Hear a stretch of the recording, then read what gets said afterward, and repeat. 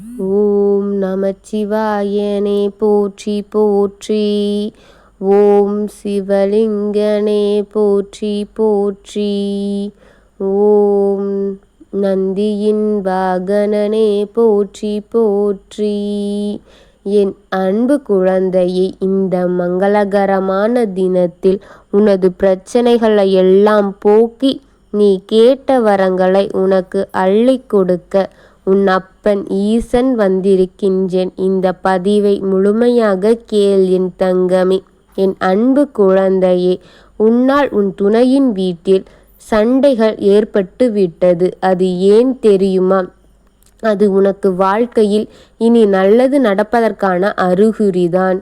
உனக்கு இந்த நல்லது நடக்கப் போகின்றது.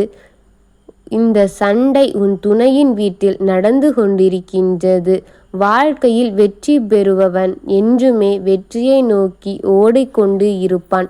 நடுவில் வரும் சங்கடங்களையும் நடுவில் வரும் சண்டைகளையும் கஷ்டங்களையும் அவன் கண்டு கொள்ளவே மாட்டான் என் தங்கமே. அதுபோலத்தான் என் பிள்ளையிடம் ஒரு பிரச்சனைகள் தாங்கும் மனப்பக்குவம் இருக்கின்றது. அந்த மனப்பக்குவத்தை நான் என் குழந்தைக்கு கொடுத்திருக்கின்றேன்.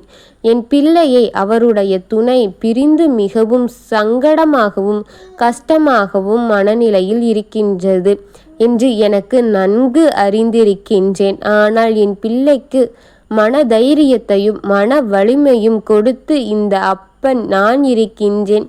கலங்காதே என் தங்கமே. இனி சிறிது நேரம் கூட மகிழ்வாக இல்லை. யாரிடம் பேசினாலும் சரி, எந்த வேலைகளில் நீ ஈடுபட்டாலும் சரி, உன் மனவலி மறந்து விடலாம் என்று சிறிது நேரம் வெளியில் சென்று இயற்கையுடன் உட்கார்ந்து நீ இருந்தாலும் சரி, அதை மறக்க பல முயற்சிகளில் ஈடுபடுகின்றாய். ஆனாலும் இதையெல்லாம் செய்தாலும் சரி, உன் மனதில் ஒரு ஓரமாக கவலையின் நீ மூழ்கிக் கொண்டிருக்கின்றாய். உன் மனதில் ஒரு எண்ணத்தில் மட்டும் அது ஓடிக்கொண்டே இருக்கின்றது. நீங்கள் இருவரும் சேர்ந்து இருந்த நாட்கள் எல்லாம் உன் கண் முன் வந்து போகின்றது. அது போன்ற நினைவுகள் வரும்பொழுது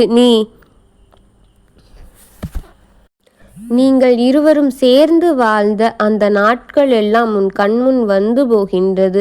அது போன்ற நினைவுகள் வரும்போது நீ நரக வேதனை அனுபவித்து கொண்டிருக்கின்றாய். எதற்கு நாம் இருவரும் சண்டையிட்டு கொண்டோம் என்று யோசித்து கொண்டே இருக்கின்றாய். சிறிது ஒரு சண்டை, அதுக்கு இவ்வளவு நாட்களாக நாம் இருவரும் பேசாமலும் பார்க்காமலும் இருந்து கொண்டிருக்கின்றோமோ?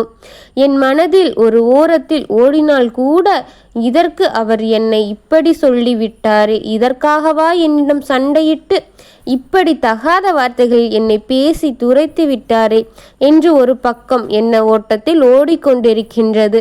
அதனால் உன் அப்பன் நான் உன் துணையின் வீட்டுக்கு சென்று எதற்காக நான் இப்படி செய்தாய், நான் அனைத்தையுமே புரிய வைத்து விட்டேன். அங்கு என் குழந்தையை உன்னை நினைத்து மிகவும் கஷ்டப்பட்டு கொண்டிருக்கின்றார்.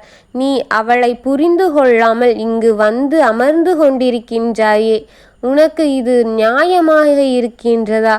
நீ அவருடன் வாழ்ந்த நாட்களை நினைத்துப்பார். அப்பொழுதுதான் உனக்கு அவளின் அன்பும் காதலும் அவள் உன் மீது கொண்ட மிகுந்த பாசமும் உனக்கு தெரியும். இதை யோசித்துப்பார், நீயே புரிந்து கொள்வாய். உன்னை யார் இந்த அளவிற்கு நேசித்து இருக்க மாட்டார்கள். அப்படி அந்த அளவிற்கு உன் மீது பாசத்தை கொட்டிய அவளை நீ அங்கேயே விட்டு வந்து விட்டாயே.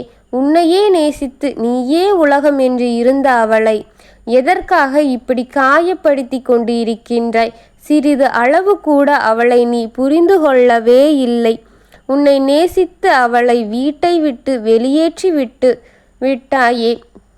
வீட்டில் உள்ளவர்களின் சொல் பேச்சை கேட்டு இப்படி துரைத்து விட்டாயே. அதனால் இப்பொழுது மிக அவஸ்தைப்படுவது நீதான் என் தங்கமே. என்னுடைய குழந்தையை எப்படி தேற்றுவது என்று எனக்கு நன்றாக தெரியும். ஆனால் நீதான் தன்னந்தனியாக நின்று கொண்டிருக்கப் போகின்றாய் என்று கூறிவிட்டு வந்துவிட்டேன் என் தங்கமே. உடனே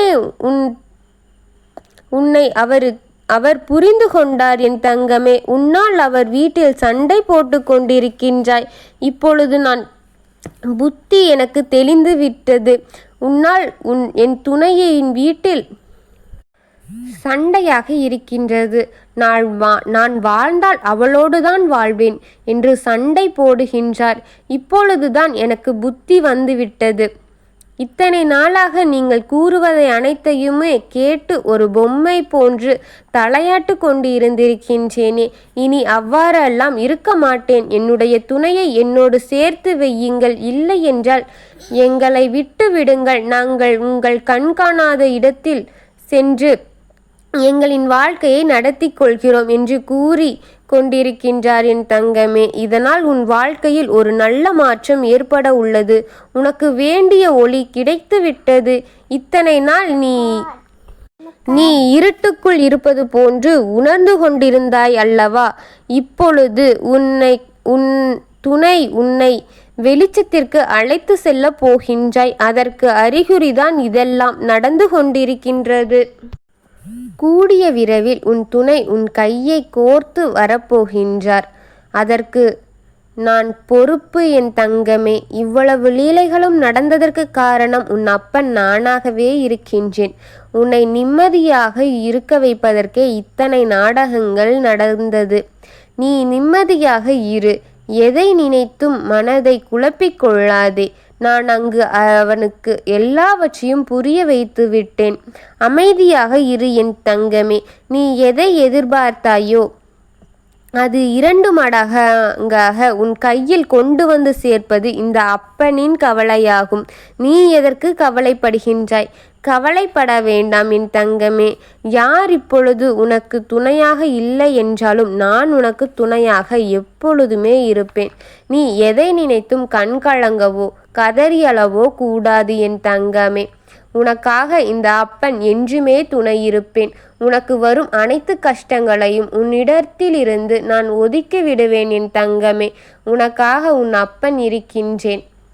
இப்பொழுது உன் துணைக்கு உன்னை பற்றி நான் புரிய வைத்து விட்டேன். உன் அன்பின் அருமையை அவர் புரிந்து கொண்டார் என் தங்கமே. இப்பொழுதே உன்னை தேடி ஓடி வரப்போகின்றார். அதற்கான செயல்கள்தான் இப்பொழுது அவரின் வீட்டில் நடந்து கொண்டிருக்கின்றது. நீ எதை நினைத்தும் கவலை கொள்ளாதே. அவர் நீ கண்மூடி விழிக்கும் பொழுது உன் கண் முன்னுள் வந்து நிற்கப் போகின்றார். ஓம் நமச்சிவாயனே போற்றி போற்றி.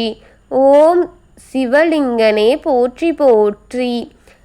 ஓம் நந்தியின் வாகனவனே போற்றி போற்றி. வாழ்க வளமுடன்.